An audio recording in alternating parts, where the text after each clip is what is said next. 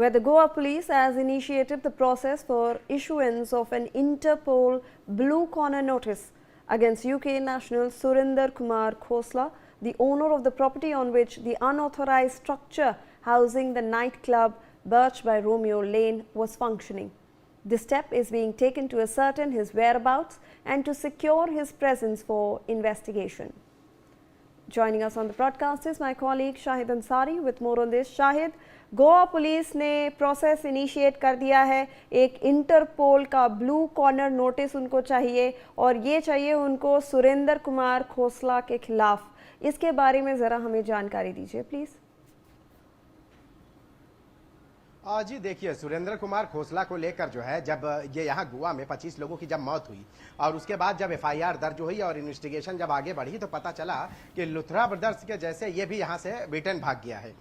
जिसको लेकर पहले तो सर्च किया गया, लेकिन जब ये यहाँ नहीं मिला तो पहले रेड कॉर्नर नोटिस, फिर उसके बाद इंटरपोल की मदद से जैसे लुथरा ब्रदर्स को जो है ब्लू कॉर्नर नोटिस दी गई है, बिल्कुल उसी तरह से जो है गोवा पुलिस ने केंद्रीय एजेंसियों की मदद से इंटरपोल की कोऑर्डिनेशन, केंद्रीय एजेंसियों से कोऑर्डिनेशन करके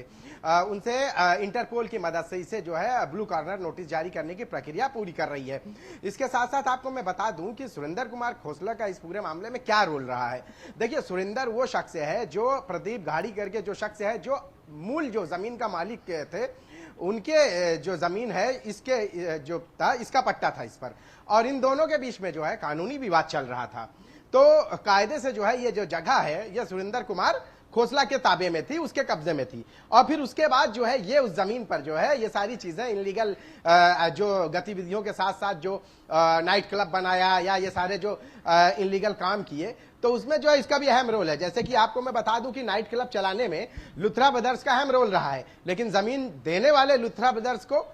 ये सुरेंद्र खोसला था। तो ये हुआ ये था कि जानकारी जो मिली थी कि घटना के बाद जो है अगले ही दिन ये जो है यहां से फरार हो गया था, और फरार होने के बाद चूंकि जैसे लुथरा ब्रदर्स थाईलैंड चले गए थे तो ये ब्रिटेन चला गया था। तो इसको लेकर पुलिस को तब तक मालूम नहीं था, ये बात इन्वेस्टिगेशन के बाद पता चली कि इस तक पुलिस पहुंच पाती उससे पहले ही ये यहां से फरार हो गया। तो अब जो है गोवा पुलिस जैसा लुथरा ब्रदर्स को यहां लाने के लिए रेड कॉर्नर नोटिस और फिर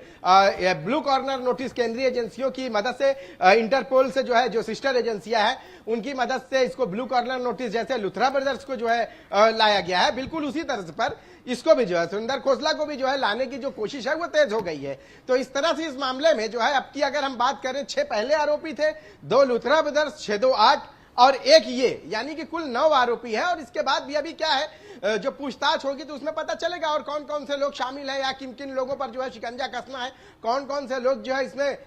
भागीदारी है किन की इस गुनाह में, और कौन कौन से लोग आरोपी बन सकते हैं। तो पुलिस उन सभी लोगों को जो है गिरफ्तार करने की कोशिश कर रही है। अगर ये यहां होता तो संभव है कि शायद पहले ही गिरफ्तार हो जाता, लेकिन इसको पता था कि आने वाले समय में जांच का दायरा जैसे जैसे सख्त होते जाएगा इसकी गिरफ्तारी संभव है। तो ये भी जो है लुथरा ब्रदर्स के जैसे ये भी यहां से फरार होकर सुरेंद्र ब्रिटेन चला गया। और जैसे ही पुलिस को भनक लगी तो जो कानूनी कार्रवाई है उस कार्रवाई को जो है फॉलो करते हुए पुलिस ने पहले रेड कॉर्नर नोटिस, फिर उसके बाद जो है चूंकि ब्लू कॉर्नर नोटिस के लिए जो केंद्रीय एजेंसियां होती है उनकी मदद ली जाती है, तो गोवा पुलिस ने केंद्रीय एजेंसियों की मदद से इंटरपोल से कोऑर्डिनेट कर रही है और ब्लू कॉर्नर नोटिस इसको इसलिए दे रही है कि जल्द से जल्द इसे गिरफ्तार किया जाए ताकि जो कानूनी कार्रवाई है इसके खिलाफ भी की जा सके। जी धन्यवाद शाहिद।